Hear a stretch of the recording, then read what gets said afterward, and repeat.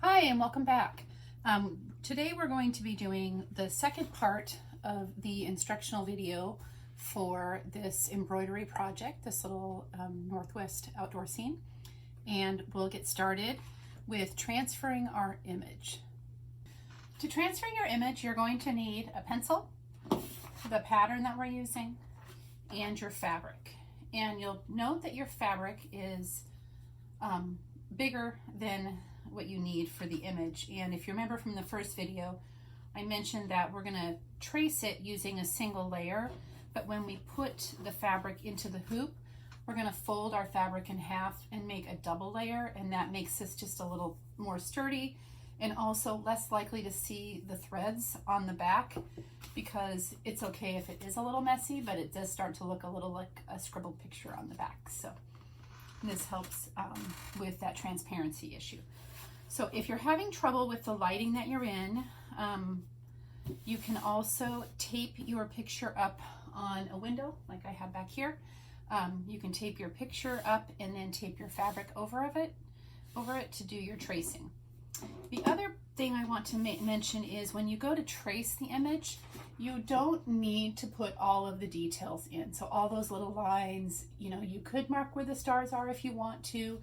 But the main thing you're looking for here is like the outline of the mountains, the hills, the river, and the water. And those are the pieces that you need the most to transfer, and that should be enough of a guide for you. Whether you're tracing on a window or tracing on the table like I am, you can tape things in place, and that'll help keep things from sliding. Doesn't take much. I'm just going to stick a piece at the top and the bottom and do the same thing with my fabric. Just centering your image, you can see I've got a couple inches on either side of that, and it's centered top to bottom as well. So my image is here. And if it helps you, you can fold your image in, mark the center that you want it to be. So now I'm just going to put a couple pieces of tape on my muslin to keep it from sliding. And again, these lines don't have to be perfect. Because we're using pencil, you could pretty easily erase any stray marks after you're finished embroidering your project as well. So now I am just going to start at one of my edges, and I'm just going to lightly pencil in those lines. So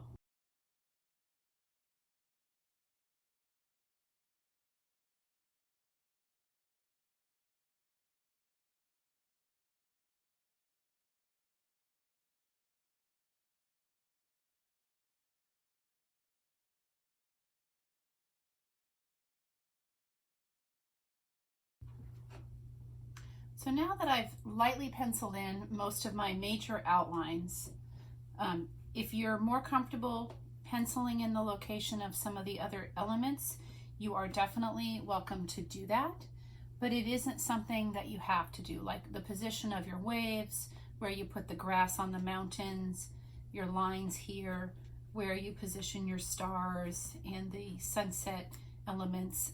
You can kind of do that on your own as you go, and it makes it a little more forgiving if you don't get it exactly right. And that is it for transferring your design. Next, what we're going to do is we're going to fold our fabric and put it into our embroidery hoop. So you unscrew the screw at the top, just enough to loosen it. You don't need to take the screw all the way out. And I'm going to position my image over my hoop here. And your lines may extend beyond the hoop, the distance on the hoop, so position it the way you like it best. So like I want to make sure I get those stars up here at the top. I'm okay with not having all of the hill on this side. And then if you'll need to, you can always extend those lines. And then now I'm going to put the outer ring back on here, but I'm going to do it so that the top of my image is at the top. And then that way, if I decide to display it in this embroidery hoop, this is centered at the top already. You can always take it out and readjust it if you need to iron it, anything like that, when you're all done with your work. So I'm just going to start tightening that screw. And then what you're going to want to do is just kind of give it a couple tugs as you're tightening it, just to really make sure you get it in there tight. So next I want to talk really quickly about threading needles And the type of needles you use will depend on the project you're doing and how many strands of floss you want to use. The needles that we're using, we're not going to want to use more than 2-3 strands at most. This is not the needle we're using, but this is a standard embroidery needle. It says it's a size 5. This one is good for about 3 strands. When I've done a lot of cross stitch, that's generally how many strands you use. And so this is a good multi-purpose everyday needle. The needles we got for this project, however, are a little bit special. If you look at them really close, you'll see there it looks like there's like a little gouge out of it. And what it actually is, it's a no thread needle. So you don't have to sit there and try and poke your thread through a tiny hole. There's actually a little hook, a little opening that you just push your threads into. So to thread this, I'm going to hold my thread, I'm going to grab my needle, and I'm going to push towards it, and there's just a little hook, and you could kind of hear it pop into place. And then my needle is threaded. And it does mean that your thread can slip out a little bit easier, but the good news is you can put it back in there just as quickly. So there we go. So for our project today, I want to demonstrate a few different stitches that we're going to utilize before we actually start on our project. And I'm using what I call a doodle cloth, and it is just a blank piece of muslin in a frame, and then it allows me to practice stitches in there. And you could also use kind of the outer edges of your fabric if you're wanting to practice a little bit before you get started on your main project. But having it in a hoop always helps. You can buy hoops from as small as just a few inches to as big as 12 inches or more. This one's about a 7. I think the one we're working on for our project is an 8-inch hoop. So another benefit to doubling up our fabric is it gives us a nice way to kind of hide our starting and finishing of stitches without them showing on the front. So I'm able to actually poke through just one layer. So I'll poke through one layer of my muslin, and you'll see I'll pull that through there, and then I flip it over. You don't see it on the front of the hoop, and working in that layer in between. So I'm going to start with a running stitch, and I'm going to start by pushing my needle up through my embroidery fabric. So right through my muslin, I'm going to pull my needle up, and I'm kind of keeping an eye on my thread on the back. If it's not tied off yet, you can just, sometimes I'll have a finger to hold it in place while I'm working so I don't pull it all the way through.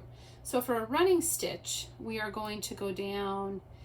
The running stitch, the size is up to you. I'm making these about so big, so you can see that tiny little yellow stitch there, right there. And I'm going to make a running stitch, it's just literally like you're running across the fabric. So I'm going to poke my needle up about the same distance away from the stitch as the stitch was wide. So let's see if you can see right there. And then I'm going to make sure I don't pull my thread all the way through. So there's, go down and make a second stitch. So you see I've got 2. I'm going to come up the same distance away. So a running stitch basically gives you like a dotted line. So you can see that.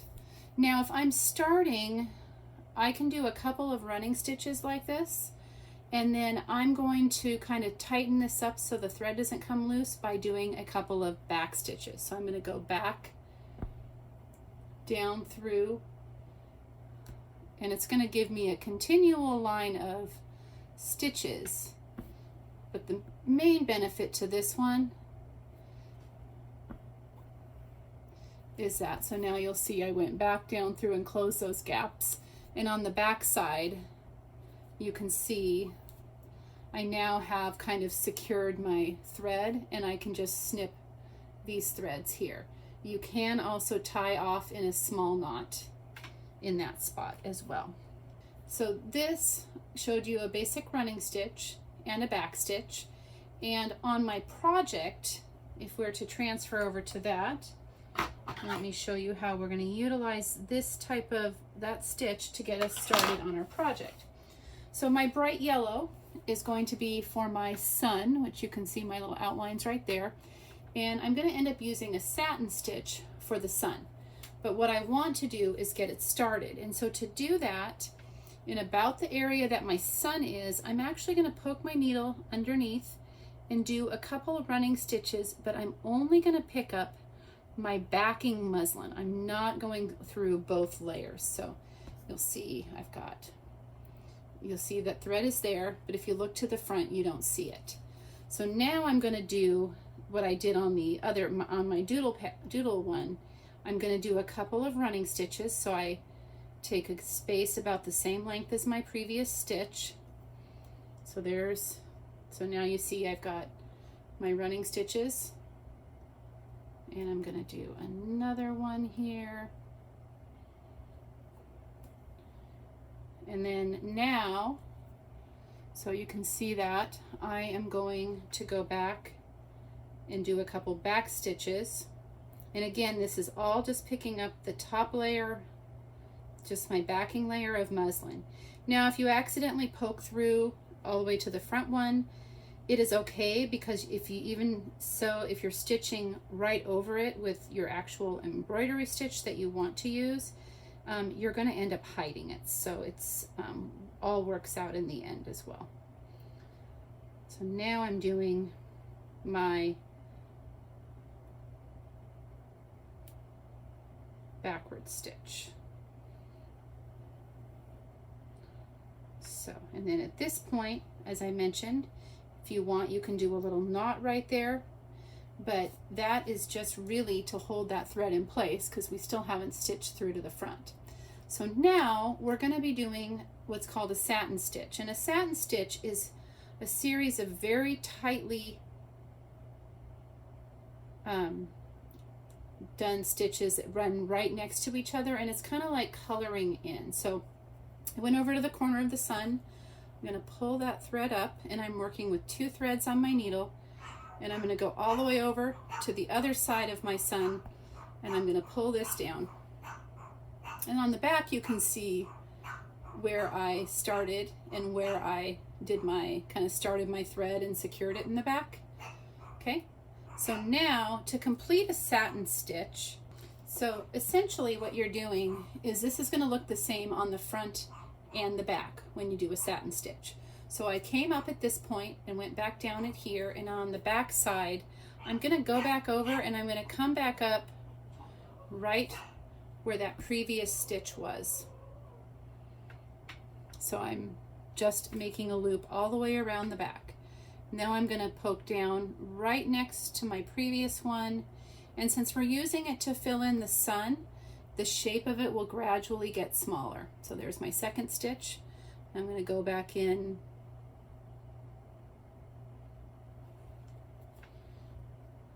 and I find it easier to do it from kind of poking randomly from the back and up through the front there. And the goal with this is to keep these stitches very tight next to each other. So now that I've run out of that thread, you can see I've got a few of my satin stitches going on my sun. I'm going to finish off my thread on the back, and to do that I'm going to run a couple of what's called a whip stitch around a couple of these strands. So I'm just going to loop under. I'm actually going to go right back up to these stitches we did earlier, and I'm going to run my needle under the thread but not through the muslin. So it goes 1, and my piece, I left myself a very short piece, so that makes this just a little bit harder. But I'm just basically wrapping my thread around a couple of those stitches, and I'm just going to have to live with just 2 of them on that particular piece.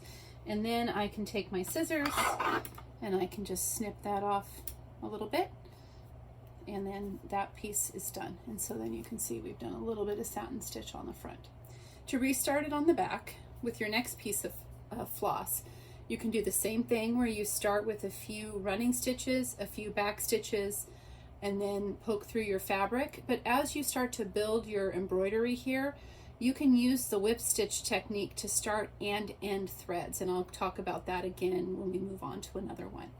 So I think we'll move on past our sun right now and look to doing some of our outlines.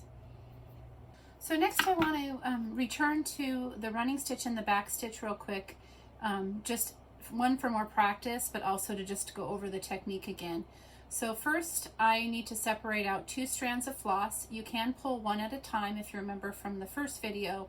You just grab that strand, I hold it in my hand like so, and then it pulls out and then drops down. And I actually want 2 strands of floss. So I'm going to find my second one, do the same thing, and then kind of straighten that one back out, set it aside. And I'm going to try and use black on this doodle cloth so you can see these stitches a little bit easier. So matching up the ends of my floss, I'm going to put it onto my no thread needle by pulling down and then back up. Now some of your floss is satin floss. It's a little harder to work with, and so the snow on the mountains, the outline of the mountains, and then the really dark blue that's in the night sky, those are the main ones that use that satin floss, and some of you may have some satin floss in one of your blues for the water as well. So what I want to do here is I'm going to start this again because I don't have much work on this cloth yet.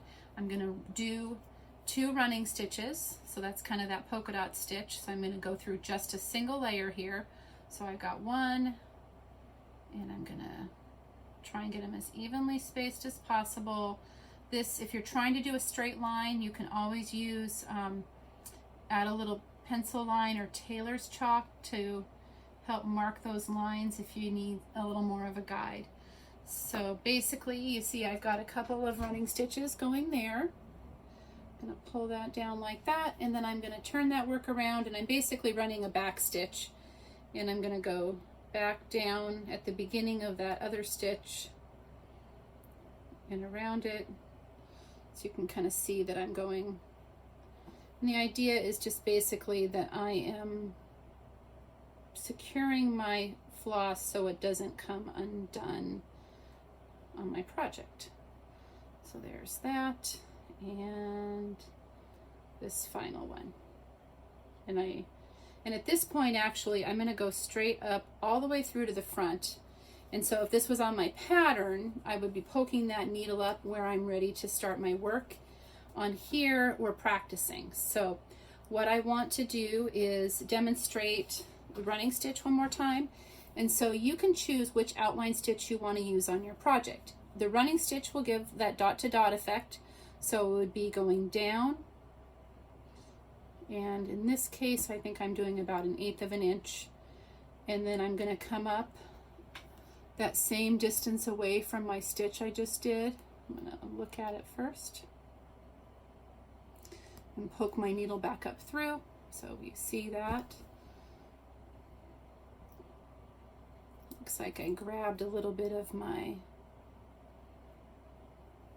tail from my other piece. Okay, so you can see I've got 1 stitch, and I'm gonna go, so I'm doing, you can see I'm doing this outline, and you could use this on your hills, you could use this around the mountains, you can do this anywhere you would like to, okay? So that is my running stitch, and that's what it would look like on the front of your embroidery. Now what I'd like to do is jump over next to this, and we're going to do some back stitching. So for back stitching, you are going to be coming up in one spot, and you're going to be going backwards. So I'm going to go backwards the size of my stitch length that I want. So you see that, and then now because I'm doing backwards, I'm moving forward. I'm going to go up to the next stitch width. So look at it from this angle. So I'm poking my needle up here, pulling that through, and then I'm going to drop it back down where the first stitch came up. So just right through that same hole, or as close to that as possible. So that's our backwards part of the back stitch. So we go down. So we're going to move forward.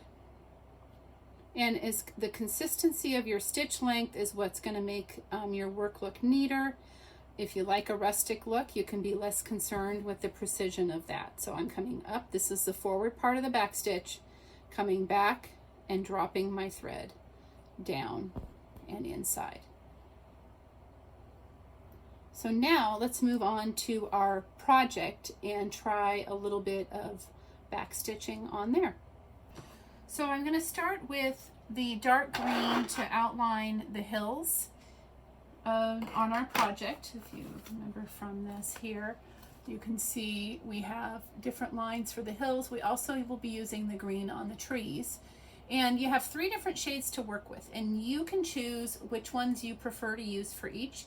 You could set one color aside and do all of the trees using the same, or you can blend them, and by blending them, you would take a strand from each, like 2 different strands, or if you want to work with 3 flosses, and you take a strand of, this is my light green, and maybe I take one of my medium green. I'm going to set that down, and you can do this blending really with any color combination you want, and all it's doing is adding basically another shade for you to use. So I'll set those aside. So I have a medium green and my lightest green, and I'm going to put one of each of those threads together, and that gives me a blended color. And then the next step is to start my thread in the back, and so I'm going to use this green to outline underneath my sun right here. And the benefit to starting it where I am is I can run some whip stitches if I want to. For this one, because I want to start it all the way over on the edge, I think I am going to do a couple of running stitches followed by a couple back stitches to get this started. And again, when we're doing these running stitches to start our fabric, I'm only going through a single layer.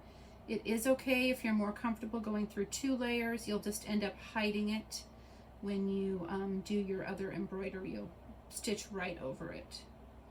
So I'm going to, and then part of this, I did 2 running stitches, and then I'm just gonna, for my first back stitch, I'm gonna come up and under and through and up. So I just went a couple stitches one way, a little bit back, again, just through 1 layer. And then now I'm gonna do a back stitch on my hill here. Okay, so now that I've started it on the back, I'm going to come all the way over to the edge of my embroidery hoop, and I'm just going to poke that needle up and through as close as I can get to the edge of this. So I came up as close to the edge as I could, and then I'm going to do my first, drop my first stitch down to get my row of back stitching going. And I try to make sure I'm holding onto my thread with my needle. It helps keep me from unthreading my needle too often. And then now we're going to be doing back stitches. So I'm going to come up along that line about the same distance as my first stitch length was. And I'm going to loop around. Now, if you're feeling comfortable and want to give this a shot, you can start working on one of your outlines. I would suggest starting with the green of the grass or the blue of the water, because the satin floss is a little harder to work with, and that is what's going around your mountains. So, so you can see I'm doing some back stitches. So I'm going to come up my stitch length away from my previous stitch, pull my needle through, and come back down.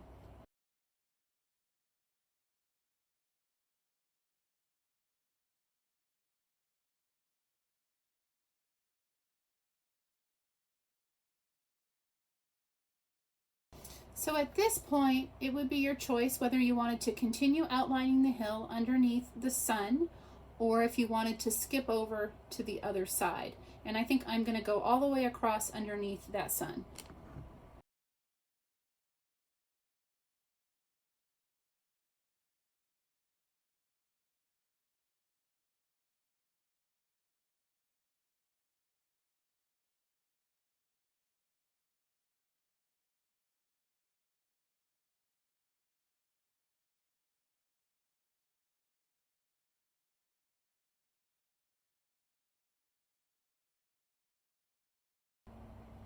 So you'll notice as we're doing this, we're also getting a straight line on the back here.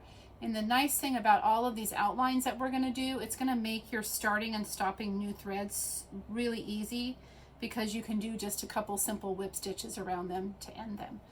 Now I am going to continue my green all the way down to where the water starts, and at this point with your project I would suggest you take the time to do your outlines before you move on to some of the smaller or different stitches.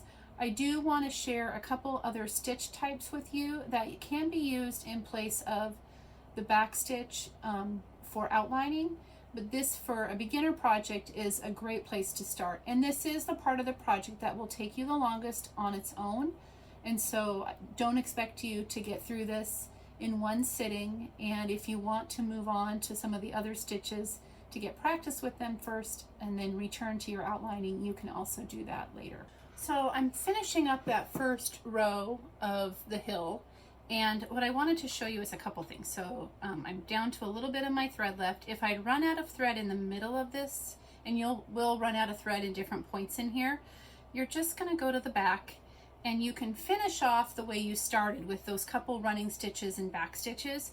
But the best trick is that whip stitch I mentioned earlier, which is I'm just going to slide my needle underneath the stitches but not go through my muslin. So it's just kind of wrapping it around my floss that's there. And I do that 3 or 4 times and trim it, and that's secured. And that's also the way you can start a new thread as well. So that is nice and simple, keeps the back of my work a lot neater. The other thing I wanted to show you, and this project is pretty forgiving for this, it takes time and practice to get really nice even stitches, and you can see that mine aren't.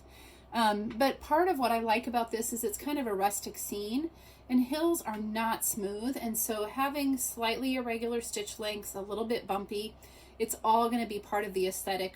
This back stitch is the same stitch that you can use to finish the hillside, all the hills, the edges of the water, the waves.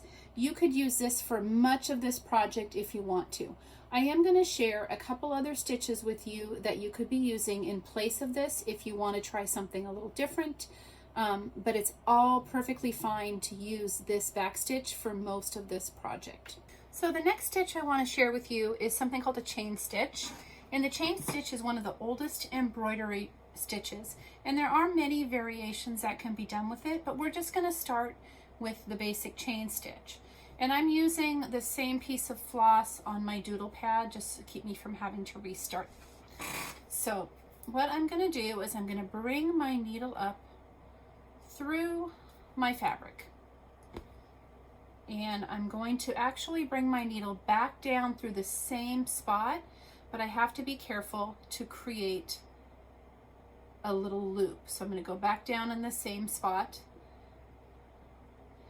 Okay, and then once I've done that, I'm going to bring my needle up, whatever my stitch length is that I want, away in the direction that I'm going. So you can see I went up and down in this same spot.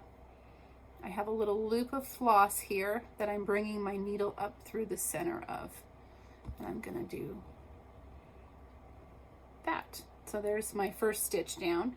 Now I'm going to repeat the same process. I'm going to go back down through the same spot, create that loop that we made, and I'm going to come back up another stitch length away to create the next chain. Now how your chain looks and how tight it is depends on how tight you pull your thread. So if you want kind of a looser chain stitch, then you don't pull it as tight. So I've come up now through my stitch. We're going to repeat that process again. I'm going to go back down through the same spot. Make sure I create my loop, because without the loop you'll just pull your thread right through. And I'm going to come up again another stitch length away.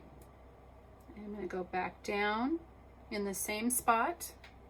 So going down in the same spot, keeping a loop. So we have a loop here. and then bringing my needle up my stitch length away. So you can see where that needle's coming up through that loop, pulling it, and to repeat, and I'll just continue as long as I need that chain of stitches. So it leaves just this tiny little string of stitches here, and if you kind of tease your needle in a little bit, you can see that there's little chains, but you can see when compared to the running stitch and the back stitch, there's a little more heft to it, a little more texture to it, and depending on how tight you pull your thread, you might see a peak of the fabric through the center of those chain stitches. So I'm going to try this now on my project. And again, you can use this anywhere you want on your project. You can stick to just the back stitch if you like. So now we're going to try the chain stitch on as one of the outlines on the project. So I'm going to go along the edge of my river. And again, you can choose to try this stitch on here, or you can stick with that back stitch. So the first thing I did is I used a whip stitch to wrap around the floss that was on the back from the outline. And then now that my thread's secured, I'm poking up in that first spot right next to where the edge of that green outline is. And I'm gonna make sure I don't pull that too tight so I don't pull my thread out. And I am going to do the chain stitch and go along the edge of my river here. So to do the chain stitch again, I'm going to make a little loop, and I'm going to go back down through the same hole that I came up. So same hole that I came up. You see that there, and then I'm going to poke my needle back up one stitch length away along the edge of that the little river or stream there. So you can see I come up through the center of my loop, and how tight I pull the chain is up to me. And then then you see I have my first chain stitch done. Now I'm going to do the same thing again. That spot that I just came up, I am going to poke if I can get a hold of my needle, I'm going to poke my needle back down through at that exact same spot. And I'm going to do my needle back up one stitch length away, and I'm making that loop again. You see that loop there? So there is my next chain. And you can see the chains a little better than you could with the black on the other one. And I'm going to go back down through the same hole I just came up, work my way over, and again I need to make sure I create that loop. So I'm going to create that loop there, bring that needle up in the center of that loop,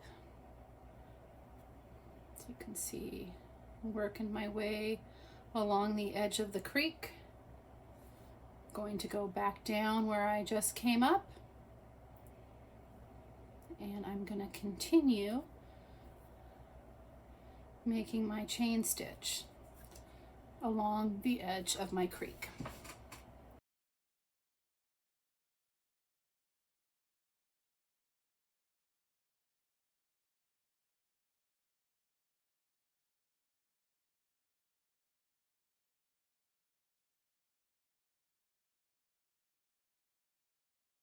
So I will continue that chain stitch along the edge of the water all the way over to here. So now I'd like to share a couple special little stitches that you can use to add a little bit of detail to your project. One place that you can use some of these is we have these little tiny stars up here. Those are French knots. These little tufts of grass, as well as our bigger stars up here. And so I'd like to show you those next. Now the next stitch I want to show you is something called a fly stitch. And a fly stitch is basically it allows you to make a V, and this will work for our stars. So to make the fly stitch, you can see I brought my needle up through my muslin here, and I'm going to make a horizontal stitch.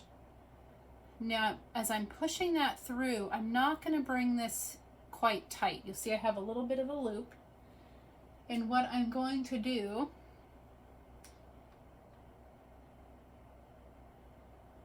is I'm going to bring my needle down and make kind of a little V. So you can see, kind of like we did with the chain stitch, but instead of coming back, I'm going to come down below like a little V, and I'm going to go like that. So you see I made a little V. Do you see how that'll make those cute little tufts of grass? And then now, to finish this stitch, I'm going to bring my needle down on the other side of that loop, very close to where I came up, and that just kind of ties it off like a neat little V. Now if you wanted to, you could make, you could extend it, and you can come back up and do a piece down below, or another idea would be to go up here and create a stem for a little flower. So I'm going to come up and I'm going to bring that back down. And this is really just a little straight stitch. But you can see now I've made a little flower stem with my tuft of grass. So it's a really simple but kind of fun detail to add to your scene. So the next stitch I want to show you is something called a French knot. French knots are tiny and very cute, but sometimes they can be a little challenging. The key to getting these right is keeping good tension with your other hand. It's good to practice this one a handful of times. So I'm going to come up through my fabric, and I'm going to grab my thread with my other hand and keeping a nice tight tension here. And this is the key to your knot working. So I'm going to wrap my thread around my needle twice. So it's wrapped twice around my needle, holding that tight with tension. So let's do that again. And then I'm going to be bringing this down and going back through my muslin really close to the first one, but not the same hole. And we're basically trying to create a little knot on top of the fabric. And if you lose your tension, you lose your knot. So that one looks like we are successful. So you can see how it's a little bit of a raised little knot, looking a little like little, there you go. So there's a couple of them there. So these I suggest practicing. You can always take some sharp scissors and snip them off if they're not quite right. Run your needle back through the back again. Let's do another one here. So coming up through the back. So my needle is threaded through, and now I am going to wrap. I'm going to grab the thread with my other hand. I'm going to wrap my needle twice, and I'm going to poke down through the fabric really close to it, keeping this tension. And then I got to pull my needle through, and then I get my little knot right on top. Okay, so let's try that again. I'm going to poke up through my fabric. See if I can do this up in the air.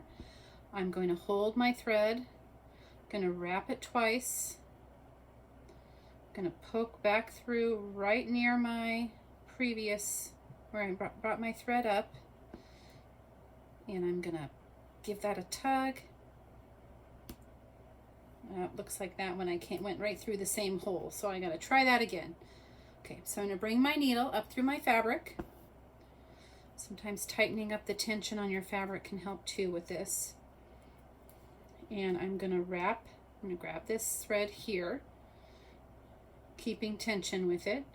I'm going to wrap my needle twice, and I'm going to bring my needle back through my fabric right adjacent to the previous where I brought the needle up. And then I'm going to pull this through, keeping tension, and create this cute little knot. So those are French knots, and they take a little practice.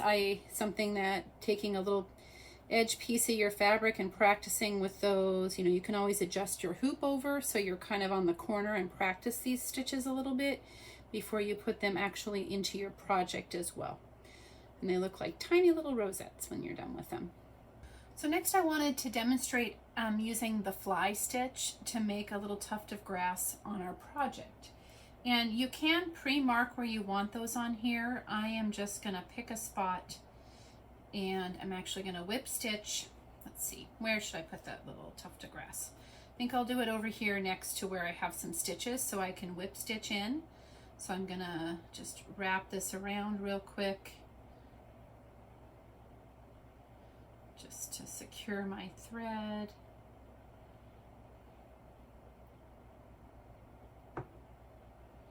And that's where you're just kind of wrapping it around the floss that's resting on the back. You don't go through the muslin. And I'm going to backtrack a little bit just to give a little extra. It's like tying a knot without tying a knot. Okay, so now that my thread is attached here, I am going to do one of those little fly stitches.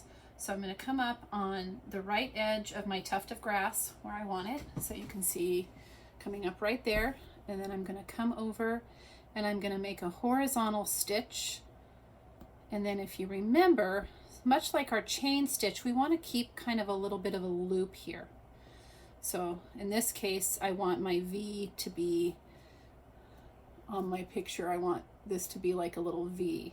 So what I'm going to do is I am going to bring my needle up in between those two, that loop, and in between those two stitches and slightly below to make that little V. So you can see my little V is made. And then to finish off this stitch, I just need to go around the bottom of the floss and back through my fabric. And then I have that little tuft of grass. So you can see I can add those throughout. It makes a very kind of cute little detail. And next thing I'd like to show you is I'll show you how to put a little French knot in there. The other thing you can choose to do if you want to create little stems is you can go up here and back down through the center to create a little stem as well. So you can see I've got a little stem there.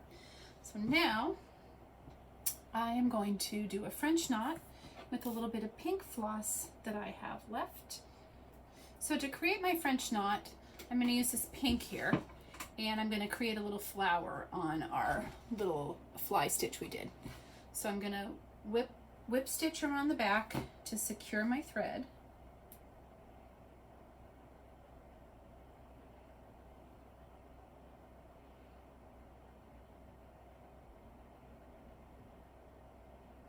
And if you remember from what we were talking about with the French knots, the key to these is tension. But also the number of strands you use and the number of times you wrap it around the needle will also change kind of the look of your French knots. Okay, so I'm going to bring my needle up at the top of my little stem that I made. Poke, poke, poke. Magnifying glasses, magnifiers can be helpful for these kind of projects as well. So I'm bringing up my needle and I'm going to hold my thread with my other hand. Remember that, making sure we're maintaining tension. I'm going to wrap my thread a couple times around that and then, but don't let it slip. Okay, so that's nice and tight. I'm going to go right around, poke through the fabric really close. I'm keeping a nice even tension on that thread, and I'm gonna have to give it a little tug, and hopefully this one will stay. It looks good. So you can see I made a tiny little flower on my hill, and as the rest of the project fills in, you can make more of these little flowers here. The French knot is also very useful to try on our stars. So let's try doing, let's do one of our stars and use a couple stitches techniques in that.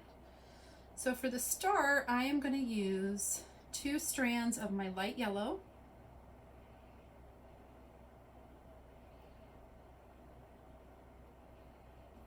So I'm going to make a fly stitch for this little star that you see right here. So I'm going to come up, and you can do this either way. You can go top to bottom or side to side. So I'm going to go top, and I'm going to bring it down to where I want the bottom of the star to be, right there. And then what I'm going to do is leave myself that little loop of fabric, or going to leave myself that little loop of thread, and I'm going to come up at one of my side points. So you see that right there, and I catch that loop, and that pulls that over. And then now to complete this stitch, I'm going to go around the outside of my floss. So I'm going around the outside of that floss to kind of secure it in place. So you can see it's like that. Now to complete the other side, we want to go back up at the top or bottom, it doesn't matter which, and then go back down. So I went down to the bottom and I'm going back down through the top, and we're using that same approach, keeping that loop of floss coming up on the opposite side. So right there, pulling that tight and then looping around the outside. So we've made our little star using that stitch. And then what I want to do now is I'm going to put a little French knot in the center. So I'm going to come up through the middle, and I'm going to using my other hand to help keep tension. And I'll see if I can do this in the air. I haven't had luck with that yet. I'm going to wrap my needle. I'm actually going to give an extra wrap on this one because I only have 2 strands of floss on there. So I'm going to push that needle, keeping that tension tight on that needle so the wrap doesn't come undone. And I'm going to pull. If you have a thimble, sometimes that can help with these if you're having a tough time with them. And you can see I made a little French knot in the center of my star. And then I can complete that for my other 2 that are on my project. The final stitch I want to demonstrate for you is a straight stitch, and we're using that predominantly to create the little effect of the sunset on the night sky here. So the straight stitch that we're using to create the sunset and the night sky effect is using a single strand of floss, and it's just a long straight stitch. I have placed mine really randomly throughout. I'm using blue and purple more on this side, and more of the orange and the coral on the side where the sun is still setting. So once I come up through my muslin, I'm just going to create, and these are really varied in length. I'm going to create a dark blue there.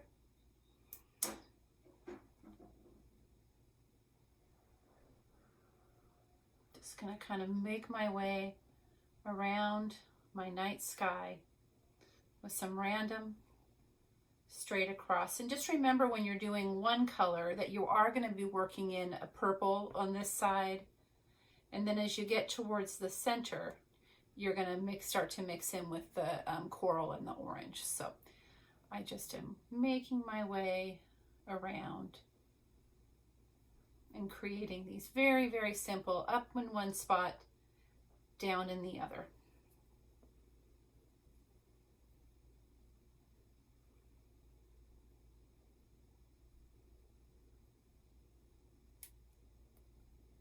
And once I've filled in with all of those long stitches that I want, I'm going to wrap them around with a whip stitch to finish off my thread on the back.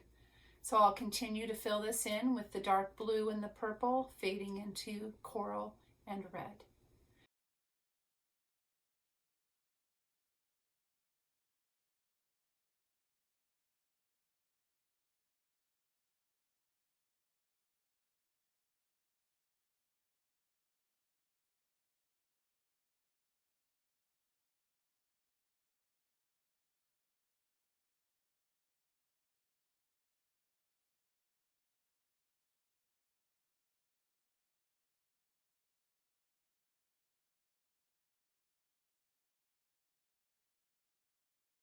Thank you for joining me in making this fun scenic embroidery project. I was able to make 2. Please feel free to share your project with us at the library. You can either tag us on our social media platforms or send me an email. You'll see that listed on the last slide. I'll see you guys next time.